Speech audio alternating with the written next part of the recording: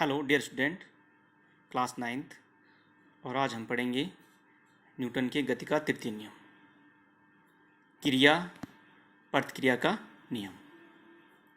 यहाँ पे देखिए, जब रोलर स्केट पहने कोई बालक दीवार पर बल लगाता है, क्या पहन रखा है उसने? रोलर स्केट पहन रखा है।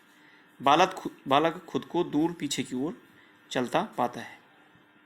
ठीक है, जब बालक दीवार पर बल लगाता है तो दीवार बालक पर बराबर और विपरीत दिशा में बल लगाती है। ठीक है, तो जब कभी एक वस्तु दूसरी वस्तु पर बल लगाती है तो दूसरी वस्तु पहली वस्तु पर बराबर और विपरीत बल लगाती है।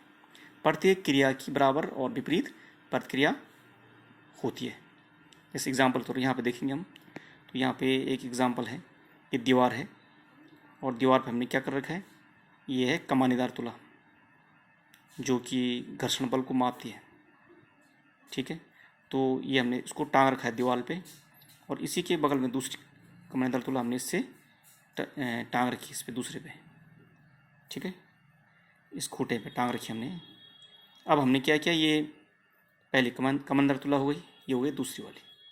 अब हम जब इसको हाथ से खींचते हैं, ठीक है, जब इसको हम हाथ से खींचते हैं तो क्या होता है, ये इसका पाठ्यांक है और ये इसका पाठ्यांक बराबर दिखता है हमको। ये भी 4 न्यूटन का, न्यूटन क्या है, बल का मात्रक, जो हमने बल लगाया उसको मापने वाला, इससे भी 4 न्यूटन क्या होता है, बल दिखाई देता है। यानी ये है क्रिया, जब हम बल लगाते हैं तो हम खींचते हैं इसको। ठीक है, तो ये क्या करती है, इस पे बल लगाती है, लेकिन ये भी क्या करती है, विपरीत दिशा में बल लगाती है। इधर इस साइड, ये इस साइड को बल लगा रही है क्योंकि दीवार पे टकी हुई है। कुल मिलाकर दीवार लगा रही है उस पर बल, यहाँ से तो हम लगा रहे हैं, तो यहाँ से क्योंकि दीवार स्थिर चीज़ है तो ये यहाँ से हम बल लगा रहे हैं, इधर को खींच रहे हैं हम, और दीवार क्या कर रही है, इसको इधर को खींच रही है। ठीक है, जैसे रस्सा कसे खेलते हैं। ठीक है, तो ये क्या लग रहा है, बराबर का बल लग रहा है, ये क्रिया और ये प्रतिक्रिया। तो ये सिंपल है। एक और एग्जाम्पल है नीचे, ये बक्सा है सपोज ये। ठीक है, ये भूमि है, ये भारी बक्सा है। ठीक है, बक्सा हमने क्या है, सिंपल भूमि पर रखा है हमने बक्से को, भूमि पर रखा है हमने बक्से को, भारी बक्सा है। तो बक्सा क्या कर रहा है, बल लगा रहा है भूमि पर। ठीक है, इसको हम क्रिया बोलेंगे। और उतना ही बल जो भूमि है वो क्या लगा रही है, बक्स पे लगा रही है, इसको हम क्या बोलेंगे, प्रतिक्रिया बोलेंगे। ठीक है, क्योंकि बक्सा क्या है, दो बलों के प्रभाव में संतुलन में है, क्योंकि बल बराबर है, वह ना तो ऊपर जाता है और ना नीचे जाता है। ठीक है, बक्से की क्रिया अवश्य ही भूमि की प्रतिक्रिया के बराबर और विपरीत होती है। स्पष्ट है कि बक्से की क्रिया भूमि के ऊपर कार्य करती है और भूमि की प्रतिक्रिया बक्से के ऊपर कार्य करती है।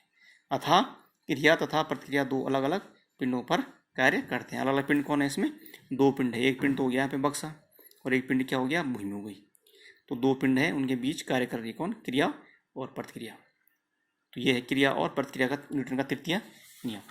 इसका हमारे दैनिक जीवन में कई उपयोग होते हैं, जैसे कि हम चलते कैसे हैं। ठीक है, तो वहाँ पे भी क्रिया प्रतिक्रिया बल काम आता है, जैसे हम कैसे चल रहे हैं।